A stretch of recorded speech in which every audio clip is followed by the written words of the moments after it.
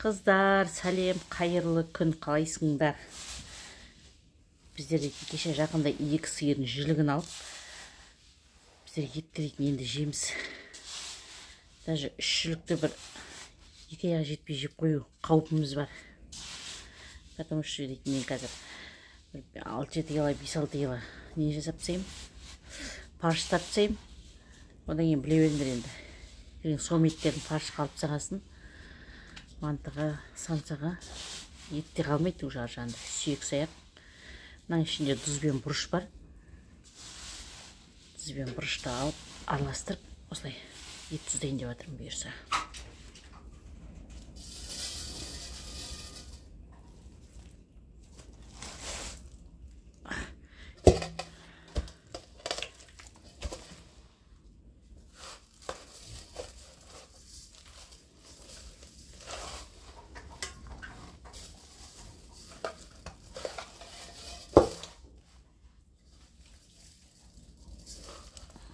Аралардың бәріне кіргізіп осылай тұзды.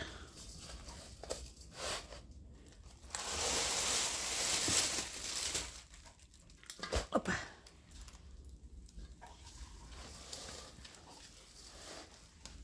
Осылай ет тұздаған жаным сүйеді, өзім жақсы көремін.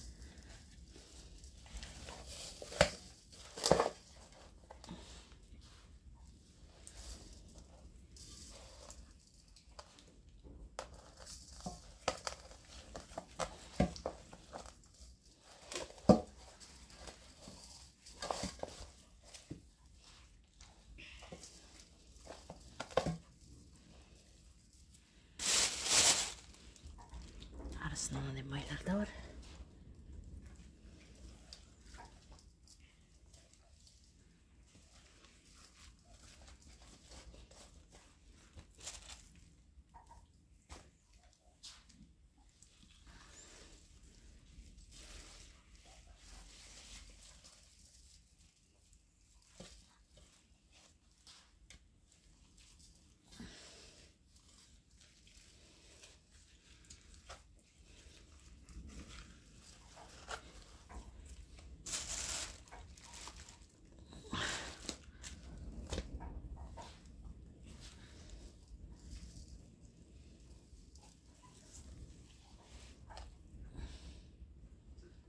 Сиырдың еті кеше алғанындай осы 2 жілік сиырдікі, мынау да сиырдікі.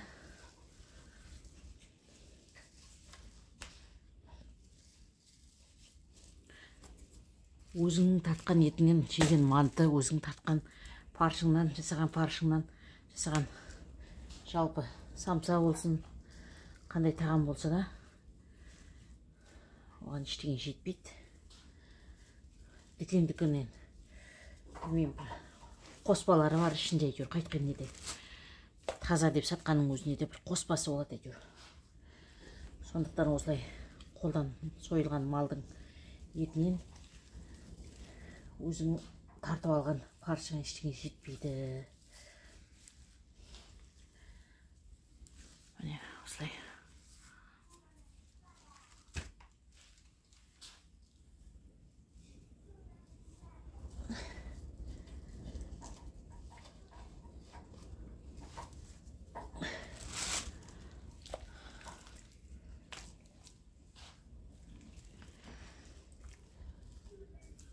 Қазір бұйырса әбеттен кейін парш тартатын болам. Онда сіздерге көрсетемін, сіздермен бөлісемін бұйыртса.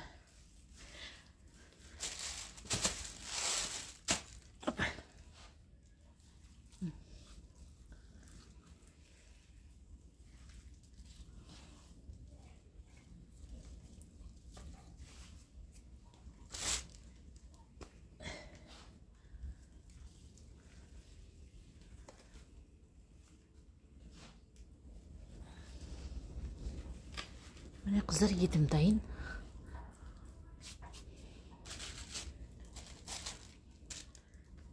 Уақ-суақ майларында бетіне тұздап жіберем.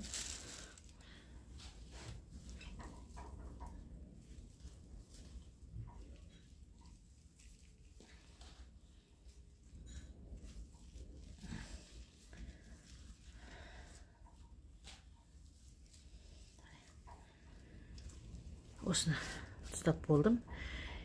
Енді бұны қазір кешке болсын, кешкі салқынмен сарайға кішкене сорттырып алам, суы шыққаннан кейін. Сосын морозильникке салып тастаймыз. Шетінен етке, бешбармаққа еттерін, сом еттерін тартып фарш жасаймын. Менімен бірге болғандарыңызға рахмет. Маған подписация етіп, комментарий қалдырып, тіркеліп кетіңіздер. Аллах разы болсын.